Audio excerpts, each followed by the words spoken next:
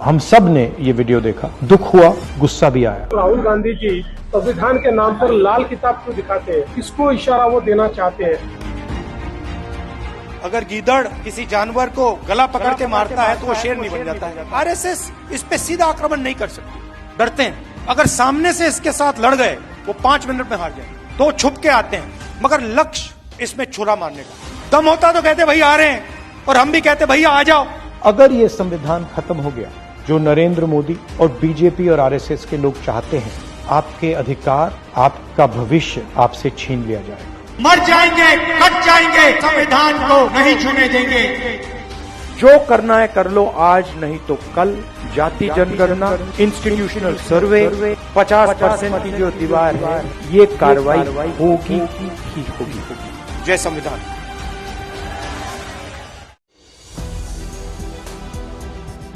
नमस्कार, आप देख रहे हैं 4 PM। मैं हूं आपके साथ सिमरन।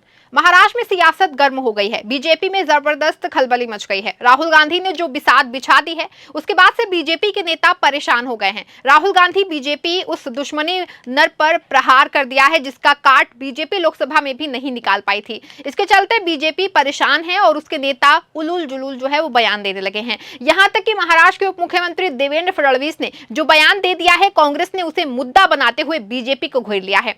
दरअसल राहुल गांधी ने दलित, पिछड़े, आदिवासी और गरीब गुरबों की आवाज को बुलंद कर दिया है। आरक्षण के मुद्दे पर मुखर होकर बोल रहे हैं और जाति जनगणना के मुद्दे पर उन्होंने अपना स्टैंड जो है वो क्लियर करते हुए साफ कह दिया है कि कांग्रेस जाति जनगणना कराकर ही रहेगी। वो पिछड़े, दलितों और आदिवासियों का हक मारने नहीं देंगे।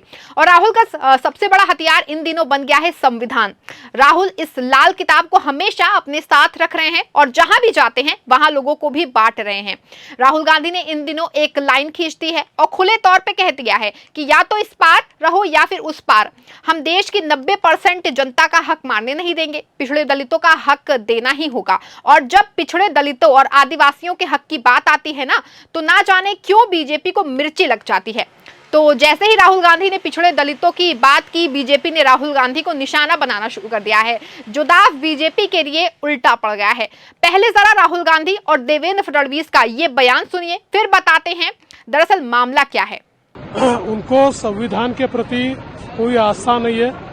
ये केवल उनकी नौटंकी है, नौटंकी के सिवा कुछ नहीं है। अब उनकी नौटंकी से कोई उनको वोट नहीं देने वाला। हिंदुस्तान के हर गरीब व्यक्ति को, चाहे वो जनरल कास्ट का हो, दलित हो, आदिवासी हो, पिछड़े वर्ग का हो, माइनॉरिटी हो, महिला हो, जो भी, सबको पता लग जाएगा कि इस देश में हमारे हाथ में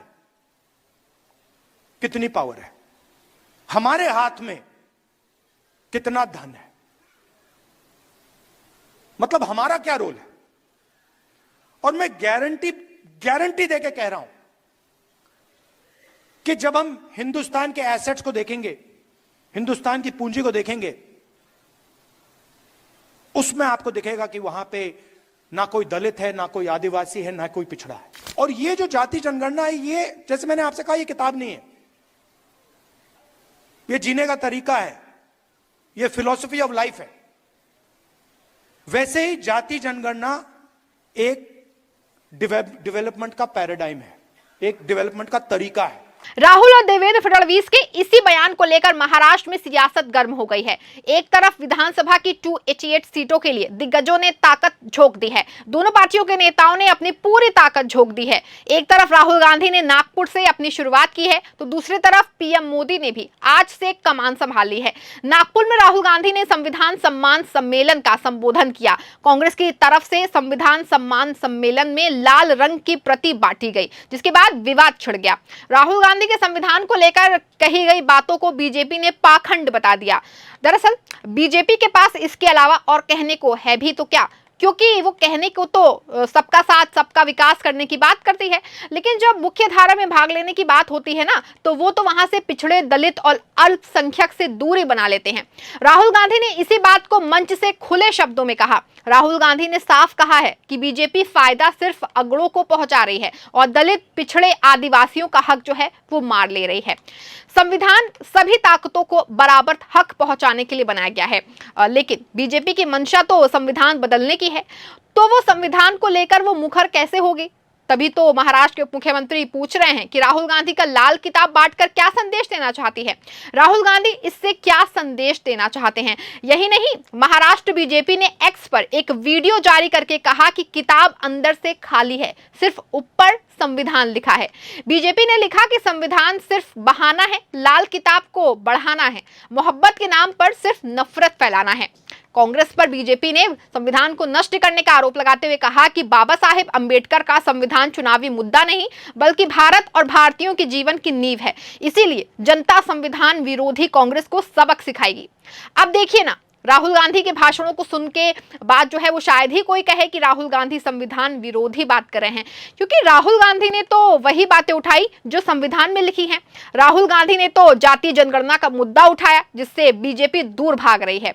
बीजेपी की सोच पर कांग्रेस के नेताओं ने पलटवार करने में देर नहीं लगाई। कांग्रेस की राष्ट्रीय प्रवक्ता सुप्रिया श्रीनेत ने लाल किताब दिखाते हुए सोशल मीडिया पर लिखा कि देवेंद्र फडणवीस जी को लाल रंग नहीं पसंद।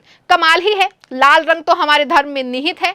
हनुमान जी देह पर लाली लगाए रहते हैं, देवी मां पर चढ़ाने वाली चुनरी का रंग भी लाल होता है, लाल सुहागन का सिंदूर है, लाल रंग लहू का भी है। सुप्रिया श्रीनेत ने कहा कि दरअसल आपको लाल रंग से नहीं दिक्कत है, इस देश के संविधान से चिढ़ है, इसीलिए बाबा साहेब के संविधान को दिखाने और जाति जनगणना की मांग को उठाने की तुलना आपने नक्सली सोच ली है।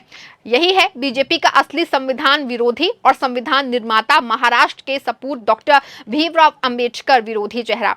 सुप्रिया श्रीनेत देवेंद्र फडणवीस पर जमकर बरसीं। सुप्रिया श्रीनेत ने क्या कुछ कहा, आप इस वीडियो में देख लीजिए। देवेंद्र फडणवीस जी को लाल रंग से आपत्ति है, बड़े कमाल की बात है, क्योंकि हमारे धर्म में लाल रंग निहित है। आपने सुना नहीं है हनुमान जी के बारे में क्या कहा गया है? लाल देह लाली लसे अरुधरी लाल रंगूर, वज्र देह दानव दलन, जय जय जय कपिसूर। अर्थात हनुमान जी अपने शरीर पर लाली लगा कर रखते हैं। दुर्गा माता को चढ़ाने वाली चुनरी का रंग लाल है, सुहागन के सिंदूर का रंग लाल है, लहू का रंग लाल है। आपको लाल रंग से आपत्ति नहीं है, आपको चिढ़ है देश के संविधान से, और इसीलिए आपने बाबा साहेब के बनाए हुए संविधान की और जातिगत जनगणना की मांग उठाने की तुलना नक्सली सोच से की है। ये दुस्साहस है, ये पाप है।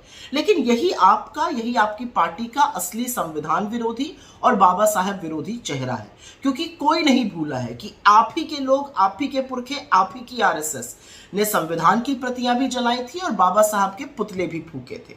कोई नहीं भूला है कि आपके लोग संविधान का लगातार विरोध करते हैं, उसको बदलने की लगातार बात करते हैं, और यही नहीं, आपके लोग आरक्षण को खत्म करने की लगातार कोशिशें करते हैं, आरक्षण की मुखालिफत करते हैं और कोई मौका नहीं छोड़ते हैं जब आरक्षण खत्म किया जा सके। लैटरल एंट्री उसका एक प्रमाण मात्र है।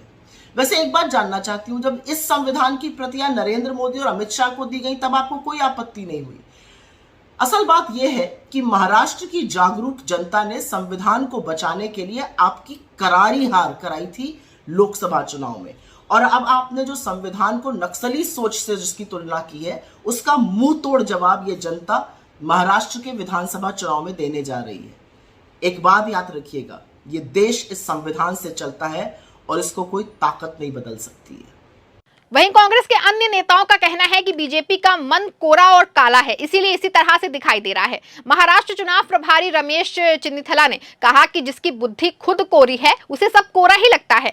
वहीं राहुल गांधी के समर्थन में संजय राउत ने भी मोर्चा लेते हुए कहा कि बीजेपी वाले कुछ भी दिखा सकते हैं, झूठ फैलाने में बीजेपी पहले भी नंबर 1 में थी। हम संविधान की बात कर रहे हैं और बीजेपी को लोग संविधान तोड़ने की कोशिश कर रहे हैं। फिलहाल बीजेपी कांग्रेस के संविधान और जातीय जनगणना के हथियार की काट खोजने में जुटी है। बीजेपी की लाख कोशिशों के बाद राहुल गांधी के इस बिसात को तोड़ने में नाकाम हो रही है। राहुल गांधी इस मुद्दे को भुनाने की पूरी कोशिश कर रहे हैं और एक पाला खींचकर बीजेपी से दो हाथ करने के लिए तैयार हैं। लेकिन राहुल के इस जाल में लोकसभा की तरह फंस जाएगी या इस बार बीजेपी का हिंदुत्व कार्ड खेला कर जाएगा, ये तो देखने वाली बात होगी। फिलहाल इस खबर में बस इतना ही। ऐसी तमाम राजनीतिक खबरों के लिए बने रहें और जुड़े रहें 4PM के साथ। धन्यवाद।